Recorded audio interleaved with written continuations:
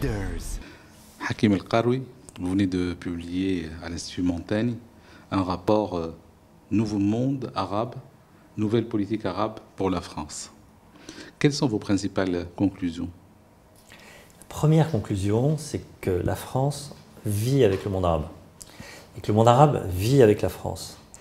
Et ce n'est pas exactement la dynamique politique qu'on ressent ni en France ni dans le monde arabe. Il y a beaucoup de gens qui aimeraient séparer les deux.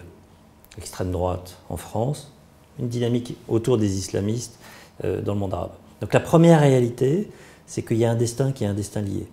Et quand on parle du monde arabe, en fait c'est le Maghreb. 80% des échanges de la France avec le monde arabe, en fait ce sont des échanges avec le Maghreb. Ce sont des échanges économiques, ce sont des échanges culturels, ce sont des échanges humains. Il y a environ 6 millions de personnes en France, 10% de la population, qui a un lien direct avec le monde arabe. Des immigrés, des rapatriés, et même des gens qui ont travaillé longtemps dans le monde arabe. Donc, la première proposition, elle est symbolique, elle est politique. C'est de dire, nous avons un destin commun. C'est très compliqué en France de dire, aujourd'hui, nous avons un destin commun avec le Maghreb. Et c'est très compliqué au Maghreb de dire aujourd'hui, nous avons un destin commun avec la France. Et ce destin commun, il est plus fort avec la France qu'avec le reste du monde arabe. Quand vous regardez les échanges de la Tunisie, les 2 tiers de ces échanges économiques, c'est avec l'Europe. 1 tiers de ces échanges, c'est avec la France. C'est considérablement plus important que tous les échanges économiques de la Tunisie avec le monde arabe. Donc, il ne faut pas se tromper. On peut parler, quand on regarde les faits, les chiffres, on voit cette réalité. La France et le Maghreb, aujourd'hui, sont imbriqués. Et la France peut intégrer cette dimension maghrébine? Ce n'est pas qu'elle peut, c'est qu'elle doit. Bon. Pour le faire, il faut qu'elle se rende compte que c'est son intérêt. Ça, c'est la première chose. Que c'est son destin, c'est la deuxième chose. Et puis la troisième chose, c'est que du coup, il faut inventer des politiques qui sont des politiques communes, qui ne sont plus des politiques bilatérales où moi j'ai mon intérêt, toi ton intérêt, on essaye de trouver un compromis. Non, sur 2 grands sujets, l'immigration et l'islam, il y a des intérêts communs. Il y a encore 40% des immigrés en France qui viennent du monde arabe, essentiellement du Maghreb.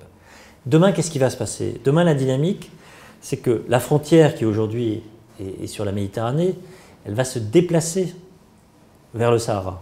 Oui, tout à fait. Les grandes migrations, absolument, elles vont venir d'Afrique subsaharienne. Ouais. On le voit actuellement à travers ces flux de migrants qui sont en attente, 800 000 en attente en Libye. Hein.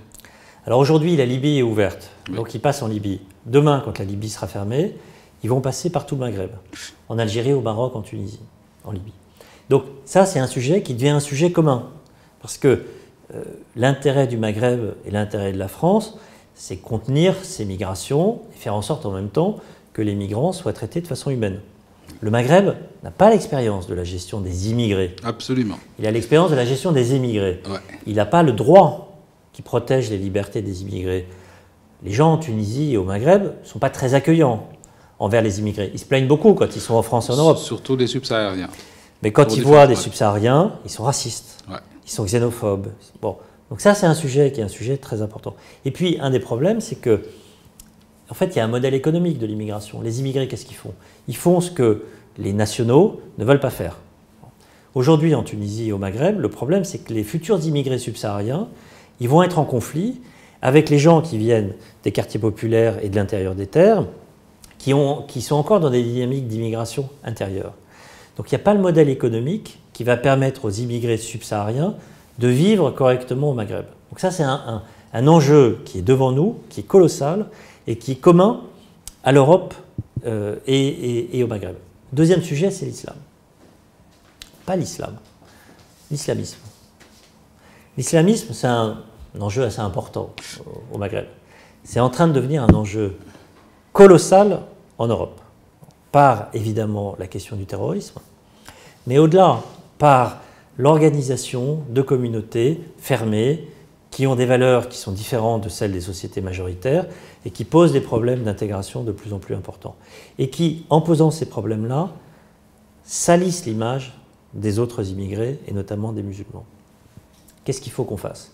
Il faut que la France ait un débat, et je pense que la Tunisie doit avoir ce même débat, avec les pays du Golfe.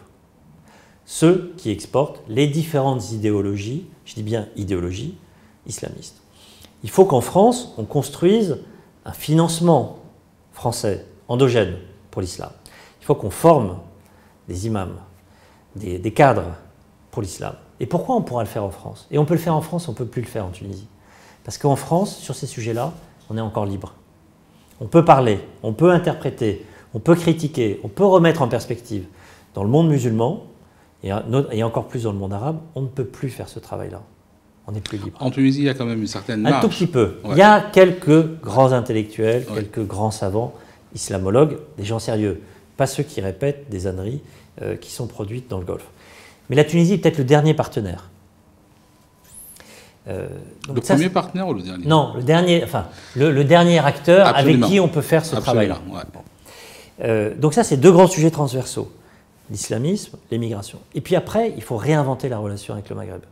Sur un mode qui n'est plus un mode d'abord bilatéral, qui doit être un mode régional, et qui est un mode de coproduction. Il faut vraiment être nos égaux. Parce qu'encore une fois, c'est nos intérêts. C'est les intérêts de la France, c'est l'intérêt des pays du Maghreb, par exemple de la Tunisie. Sur la lutte contre le terrorisme, si tout le monde ne travaille pas ensemble, les terroristes circulent. Si on ne travaille pas ensemble, ils vont frapper en Tunisie, ils vont frapper en France. Sur les questions économiques, il y a mille sujets. La Tunisie n'a pas revu son modèle économique. La Tunisie n'a pas de stratégie de développement économique. La Tunisie n'a pas les cadres dans son administration pour pouvoir mener la transformation économique du pays. Aujourd'hui, et je le dis brutalement, il y a une partie de l'administration tunisienne qui est devenue l'ennemi de l'État. L'État, c'est l'intérêt général. L'administration ne travaille pas pour l'intérêt général. Elle travaille pour l'intérêt de l'administration, ou ce qu'elle croit être l'intérêt de l'administration. Il faut que la France, il faut que l'Europe travaille avec l'administration tunisienne pour les aider à se transformer, pour monter en compétences, pour être mieux payée. Très important que l'administration soit mieux payée. Et que, du coup, l'administration se remette dans une dynamique positive pour aider les investisseurs et pour aider une forme de régalien à monter en niveau, monter en compétences. C'est un intérêt qui est un intérêt commun et partagé. Dernier sujet, la culture.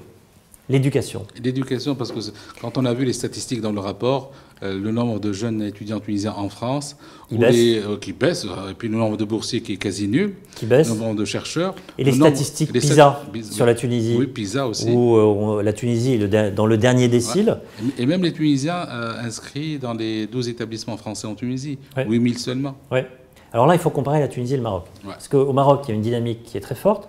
Le problème du Maroc, c'est une dynamique élitiste. Ça ne concerne pas les classes moyennes, qui sont faibles au Maroc. En Tunisie, c'est un peu mieux réparti socialement, sauf que la France est moins attractive, mais aussi parce que le système français est complexe et très, très difficile d'accès. C'est plus facile d'aller dans une université britannique ou canadienne, parce que le niveau, d'une certaine manière, est moins élevé que pour entrer dans une classe prépa et une grande école française. Donc il ne faut pas oublier ça. Le système français est très élitiste. Mais l'enjeu, à mon avis, il n'est pas là. L'enjeu, il est d'abord sur l'enseignement secondaire. La France n'investit plus assez dans l'enseignement secondaire. Absolument. Je vois ici, les premiers annonceurs, vous vous promenez à Tunis, c'est des écoles privées. Oui. Bon, c'est des écoles privées, souvent de bas niveau, montées de briques et de broc, avec des noms un petit peu ronflants. Pourquoi est-ce que la France, sans mettre d'argent, ne fait pas juste du transfert de compétences, transfert de savoir-faire, pour donner une marque, donner une accréditation, donner des diplômes, sans mettre d'argent, il n'y a plus d'argent en France. Mais donner l'essentiel. C'est très important de rappeler qu'il n'y a plus d'argent. Que l'aide publique au développement est en train de baisser vraiment. Moins 20% en 5 ans. 20%. Les gens se plaignent des États-Unis alors que le cas de la France est flagrant. Et les États-Unis investissent et donnent beaucoup, beaucoup plus. Aujourd'hui, le vrai moteur économique entre la France et le monde arabe, c'est qui? C'est les immigrés. Oui. C'est l'aide, les remises des immigrés. Sur l'ensemble du monde arabe, en 5 ans, c'est 33 milliards de dollars. Ouais. Et 80%, c'est le Maghreb. L'aide au développement française, sur la même période, c'est 6 milliards. C'est 6 fois moins. Ouais. Donc, maintenant, c'est la société civile qui travaille. C'est la société civile qui échange. Et c'est aussi un enjeu pour les Tunisiens. Utiliser les Tunisiens de l'étranger. Oui. Aujourd'hui, vous n'en faites rien. Absolument rien. Vous êtes fiers quand ils partent. Vous êtes fiers quand vos enfants vont faire des grandes écoles, vont dans les grandes universités, etc. Mais quand ils disent « mais qu'est-ce que je peux faire pour mon pays ?» on leur dit « écoute, reste à ta place. » Surtout. Voilà, on est bien entre nous, reste à ta place. Tu envoies un peu d'argent à la famille et c'est tout. Voilà, c'est tout. Donc, et si tu t'intéresses à la politique, on te fusille. Surtout pas. Donc la réinvention, elle est de la France vers le Maghreb, mais elle est aussi du Maghreb vers la France. Il faut que les Maghrébins se considèrent comme étant les égaux des Français. Mais ça veut dire être exigeant. C'est pas seulement on est nationaliste, on est fier de nous. Non, il faut être exigeant, il faut être au niveau. Aujourd'hui, les gens ne sont pas au niveau. Et comme ils ne sont pas au niveau, il n'y a rien qui avance. Il n'y a pas d'interlocuteur aussi. Il n'y a pas d'interlocuteur, chacun se cache, on ne veut pas prendre des décisions, le processus de décision est extrêmement compliqué. Donc les bonnes volontés, de part et d'autre, s'épuisent. Ouais. Et dernière conclusion de votre rapport, c'est de concentrer un peu la politique française sur un certain nombre de pays pour rééquilibrer. Oui, les pays qui sont les pays clés. Oui. D'abord, régionalement, l'enjeu, c'est le Maghreb. Ouais. Ce n'est pas le Golfe. Je vous donne un chiffre, personne ne savait ça en France. Les échanges avec la Tunisie, pour la France, c'est autant que les Émirats et le Qatar réunis. Avec la France. Avec la France. Les échanges commerciaux. La Tunisie, c'est autant d'échanges commerciaux chaque année que le Qatar et les Émirats réunis. Hors énergie, hors armement. Tout inclus. Tout inclus. Armement, énergie. C'est fou ça. La Tunisie est un grand partenaire économique de la France. Bon. L'ensemble du monde arabe, c'est plus d'échanges pour la France que la Chine. Et le Maghreb, c'est 50% d'échanges de plus avec la France que le Golfe. Très bien. Y compris l'armement et l'énergie. Que doit dire la Tunisie à Philippe Edouard, qui viendra début octobre à Tunis pour préparer la visite de Macron? Elle va lui dire « Aidez-nous, on a besoin d'argent ouais. ». Moi, je pense qu'il doit dire « Je vais vous en donner plus, mais je vais aussi exiger plus. Et je vais arrêter de vous donner de l'argent sans vous donner des gens capables de dépenser cet argent. » Parce que quand on regarde les prêts concessionnels faits par l'AFD, faits par la Banque mondiale, ce qu'on voit, c'est que l'argent n'est pas dépensé. Les projets ne sont pas menés à bien. Le taux de consommation est très faible. Extrêmement faible. Donc, il faut trois choses. Il faut de l'argent, il faut des hommes capables de gérer cet argent, et il faut un processus de décision qui permet d'aller vite. Bon, je vois que la loi d'urgence économique est encalminée au Parlement depuis 1 an. Ouais. Bon. Moi, je suis Édouard Philippe. Je dis, écoutez, moi, je vais bien vous donner de l'argent, mais si vous ne le dépensez pas, j'arrête. Et si vous ne me reprenez pas les émigrés clandestins qu'il y a en France, que vous refusez de reprendre, j'arrête la coopération. Si vous ne montez pas en gamme en compétences, si vous acceptez toujours la corruption, la médiocrité, moi j'arrête. Et ce n'est pas moi la France, c'est l'ensemble des groupes de contact. La France, l'Allemagne, l'Italie, l'Espagne. Pourquoi? Parce que je considère que vous êtes un pays clé pour nous. Vous êtes un pays exigeant, vous êtes un pays qui est central pour la France. Donc j'ai besoin d'être avec vous au même niveau d'exigence que je suis avec les Allemands. Donc je vous considère. Je ne peux rien vous dire de mieux, je vous considère comme mon égal. Après, faites ce qu'il faut pour être au niveau d'exigence. Leaders.